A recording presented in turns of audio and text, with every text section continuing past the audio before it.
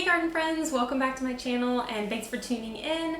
I'm so sorry it's been so long since I have gotten in front of the camera. It has just been a crazy couple of weeks. So I wanted to go ahead and come on here and at least do something. I know I need to repot up a couple of these cuttings that I have from Monstera Adasonii that I had gotten, probably this summer. When was that? No, it's been a long time. It was actually in the spring and it's just been living in water. So I wanted to go ahead and pot it up today because I've been meaning to do that, and I thought I would go ahead and just have you guys come and sit with me and chat a little bit, and I can kind of tell you what's been going on and what to expect from the channel going forward because we definitely have some new stuff coming. Okay guys, let's go ahead and get started. So I'm just going to pull these guys out and I'm going to start potting everything up. I have a little bit of potting mix that I'm going to be reusing in here. Just add a little bit of rejuvenation in there. Alright, so as far as what has been going on, so it turns out we actually are going to be moving. My husband has gotten a new position closer in state, actually back in our hometown where we used to live before we moved here in the area that we live in the Shenandoah Valley. So we are actually moving inland. So we'll be moving down. I will be changing zones when I move, but only a little bit. So I'm still going to be in zone 6, I believe, but I'm just going to be in zone 6A, I think. I'll have to double check that. So I'll put on the screen if that's wrong, what zone that will be in. We're super excited about it. It's a great position that he has accepted. It's going to be a really good move for us, but obviously, since we got the news of that, we have been going down every weekend, trying to find a house.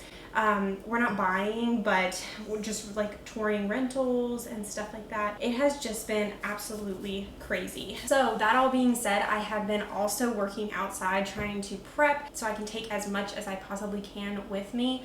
We have actually decided on a house. So as long as everything goes through with the application, which we don't anticipate anything to go wrong, we'll be moving there. So I'm super excited about that. The lovely gentleman who is renting to us has told me that I'm welcome to do gardens. So I'm super excited because it's going to be kind of a new project. There's nothing, you guys. There's nothing in front of the house. It is literally just a blank slate. So I'm really actually excited about it because it's going to give me the opportunity to do something like just a little different, you know, and I can actually like plan from absolute scratch. So I'm really pumped about that. The house itself is white. It's got a little front porch. So I'm thinking definitely in the front, like something symmetrical. It has a good amount of a yard and it does have a center walkway too. So I'm thinking maybe something along the center walkway as well. Like maybe some daylilies, like something probably, maybe something a little bit more long lasting than that. Maybe some coreopsis or something. Something that I'm going to try to find something that blooms for a good amount of the season. So yeah, we are so excited. We are so excited. I'm so excited to get started and get my hands dirty. So I'm definitely going to be doing some videos on that, on trying to get stuff prepared for next season, because that's mainly the things I'm just wanting to try to establish, like garden beds, I think, like so that they'll be kind of like ready. And I've been seeing, I don't know if you guys followed, I think it's Jay's Garden Journal on Instagram, but she does all like, I don't even know what you call that.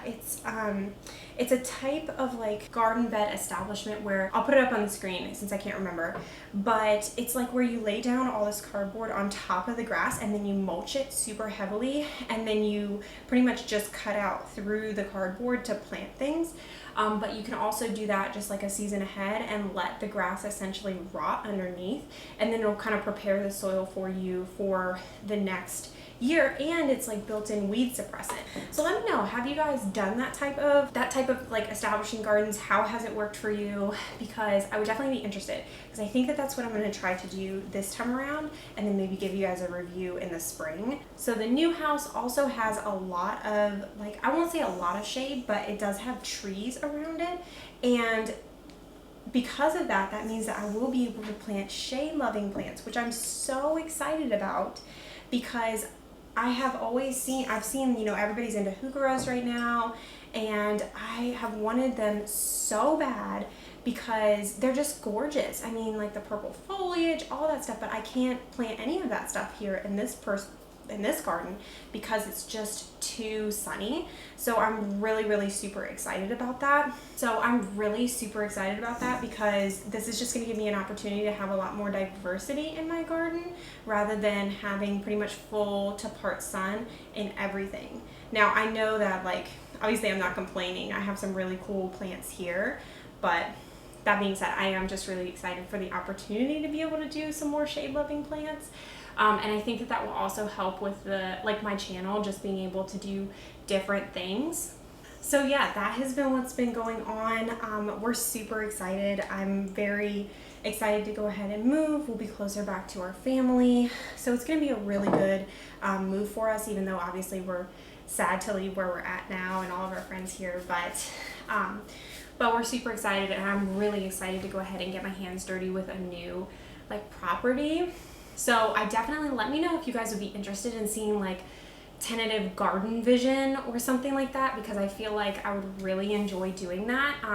But also as we move, I wanted to incorporate a little bit more of the home stuff that I had talked about doing I had done a decorate with me for fall, and I definitely want to start doing things like that. This particular home that we're moving into is very nice. We're super lucky.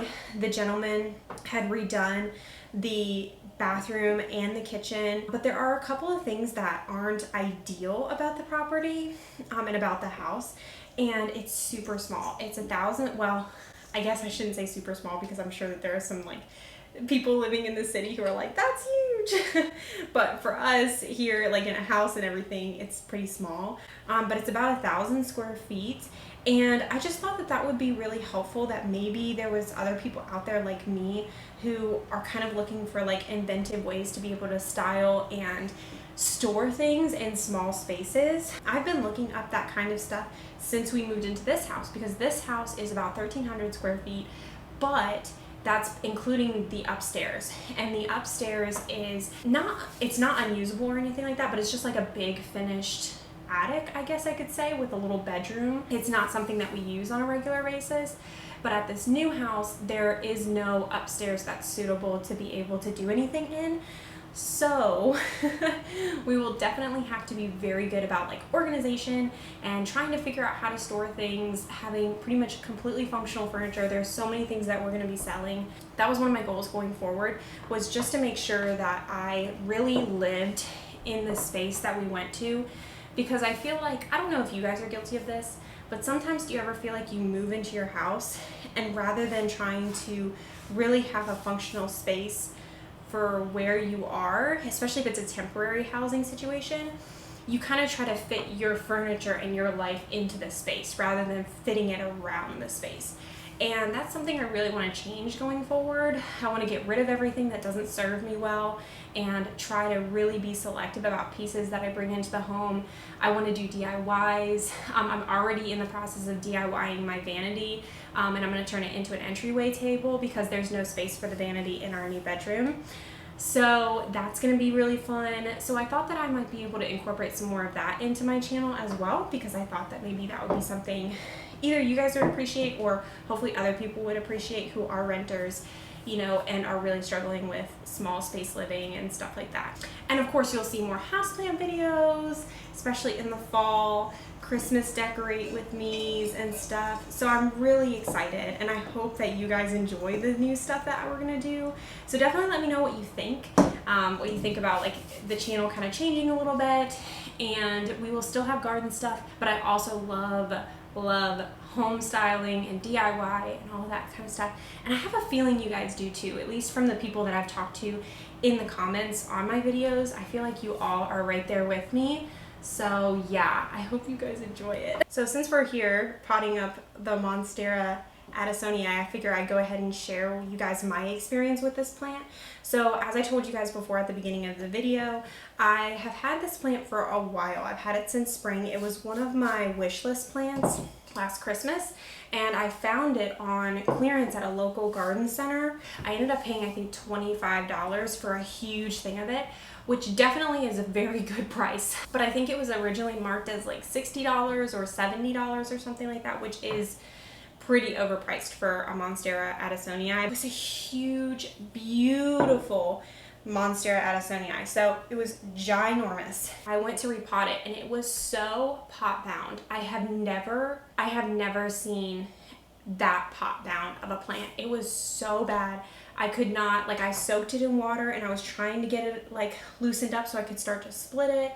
And I did end up splitting it, but it ended up that it was so damaged that I split it into two, I think. And one of them died.